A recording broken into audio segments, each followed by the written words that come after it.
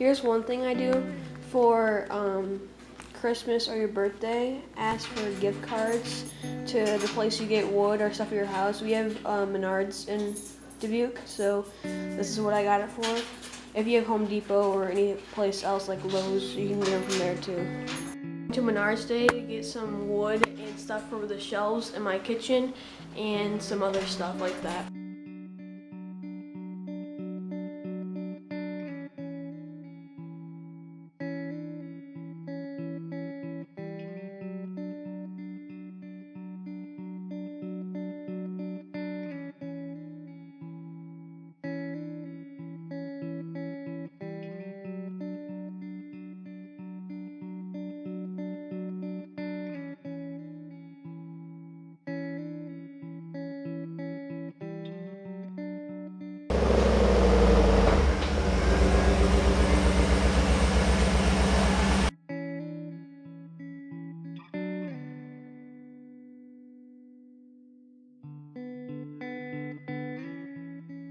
We're back from Menards.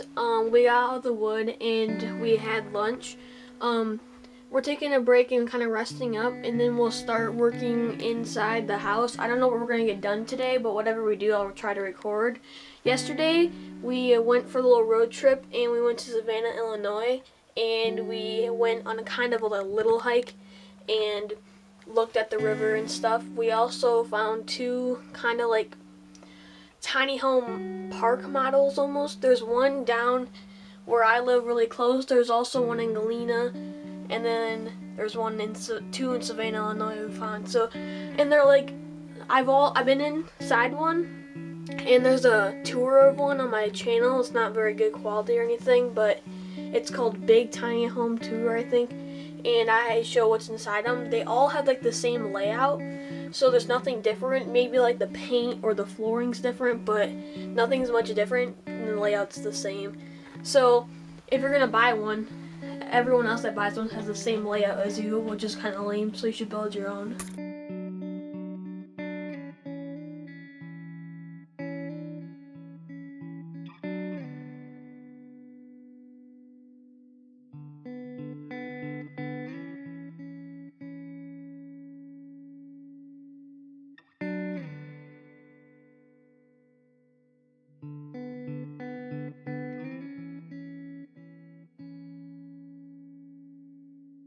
Today is my last day of winter or Christmas break, whatever you call it. Tomorrow I start school and I start basketball as well, so I'm excited for basketball and not excited for school. So I think we got around 6 of these boards. These are the trim boards that are going to go around the windows. We got 6 2x4s, and that will be the framing for my shelves. We got 3 of these pieces. They're kind of like trim pieces, and we're going to use those to hide some of our like lines or like joints, I guess. And then we have 1 2x6 under there, and that's for the shelves. Here's some board as well, and this is for trim, or I forgot, but it's for something. Turning in that full sheet of paneling, I got 20 bucks off of it, and so I got in-store credit, so I could spend $20 inside Menards. I also had a $50 gift card that I showed you guys for my Christmas present, and so all together with all that wood, it was around $57, and I had $50 of my gift card, and I used $7 of my in-store credit, so I had around $11 left. So I still have $11 in-store credit, so it's good to, I mean, I was never going to use that full sheet of paneling because this is going to be plywood that's going to be covered up with tiles or cabinets, so I was never going to use it, and I got $20 off of it. My grandma said that she finished my curtains and she only has like 15 minutes of sewing left.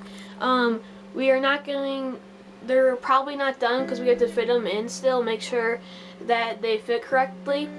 All this stuff like right here is going to be covered up, so most of this is going to be covered up, and one of those 1x3 is going to go right here to fill the space in so we can put a flat piece of trim right there. I think the black curtains will look nice with all the white walls and white cabinets and stuff like that. There's a lot of white in this house, and there's a purpose. Before, we had just brown or tannish insulation, and once we finish this wall, you can already feel, or I can feel, how big the space is. On the lowest side of my house, my house is like this. This side is 8 feet tall, and so that's 8-foot ceilings in my family house. They're only 7.5, so 7.5-foot ceilings. So I have taller ceilings in this house than the house that I live in. And on the tallest end, which you can't see because there's a loft, it's 10 feet. So it goes from 10 feet to 8 feet. It's around 10.5 feet long and around 6 feet wide. The other tiny homes, this is a really small one, but this is kind of like my test home, so I wanted to get as much experience done in this house, so when I build my bigger tiny house that I'll live in for a long time, I will be able to build that one by myself and without the help of my dad, because he taught me all the skills I needed to know during this build. So if you guys want to do that, I mean, I'm able. We have 4 acres of woods. There's some woods up there, and all in my house there's woods. So I can build like a ton of tiny homes. I mean, like, there's some people that only have apartments and they don't have anywhere to build, but you'll have to rent land or buy land or lease land and talk to friends and family, and they'll probably let you build. I built this house on skids. You can see there's the front of the skid. Move my house wherever I want. I can just pull it up onto a trailer and transport it very easily. The height restrictions are 13.4 inches, and this is only 10 feet tall, so I won't have a problem with that. So I just cut the 2x6, and we're gonna put it up here.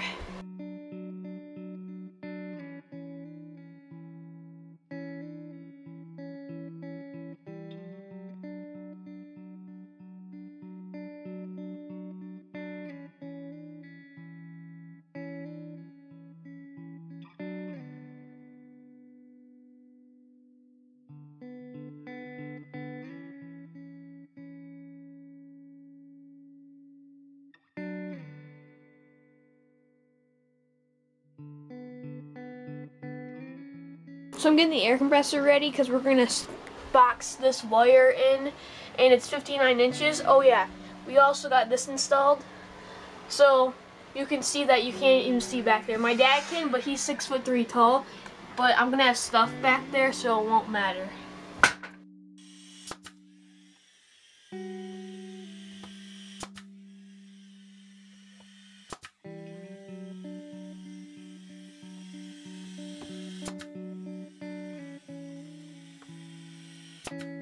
We have this piece installed. This is the piece that we found in my scrap pile, and it was already painted. It was from the exterior trimming, and now we're gonna cut a 2x4 to go right here and box this wire in.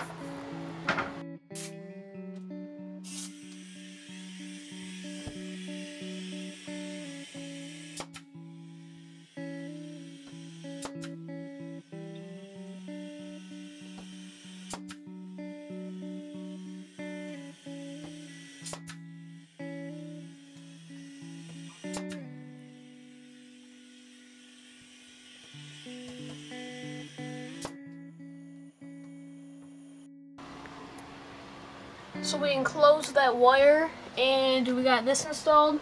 Next, we're going to take those really thin trim and put it along this. So we have these thin pieces of trim, and what we're doing is we're covering these where the 2 pieces of paneling meet. So it looks real nice.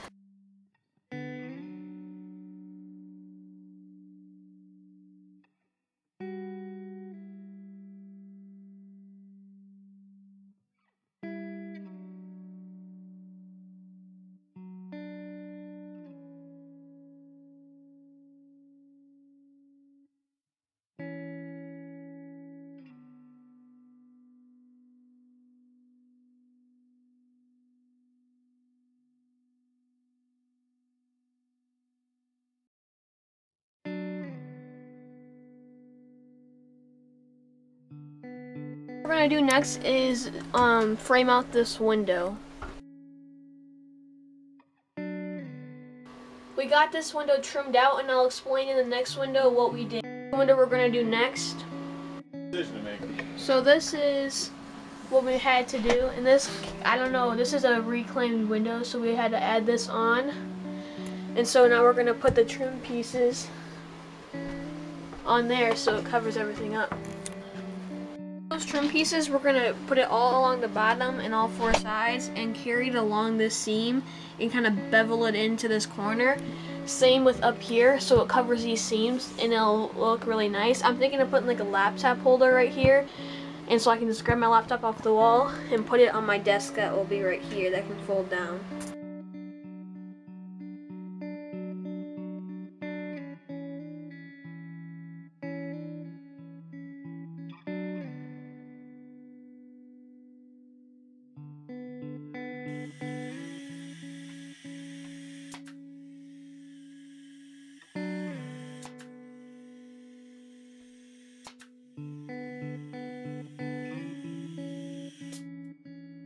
I'm going to do baseboard.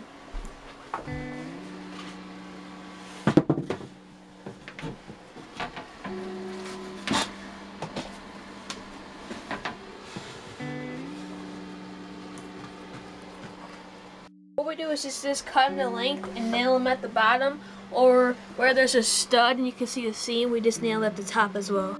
This baseboard, and we're gonna cut it and nail it in. Baseboards is probably the easiest thing to install, probably. It wasn't long enough, so we have some space right here, so you're just gonna take a little bit of paneling that we have from scraps and rip it down so it's level, just like everything else. Installed. Ton of leftover scraps. What my dad's doing is he's just cutting some and they'll go on these spaces.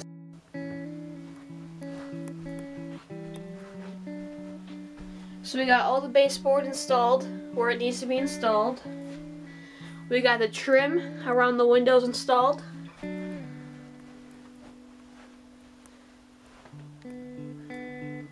We installed the 2x6 for shelving. And we have that corner piece that I still need to nail in. We can't do one over here. We also got this flat piece of trim installed on this side. And we framed in and trimmed the loft window. And we also installed that flat trim as well. So we got a lot accomplished today. I cleaned up in here. So I have the air compressor, some tools, light bulbs, heater, and stuff. And for the scuff marks and stuff like this, we bought this wood filler, and it's white and it's for interior use. So you can use this and put some on your finger and fill in those spots. I also cleaned. I already mentioned that, but I vacuumed and stuff. Even though it's a temporary carpet, I wanted it to still look nice.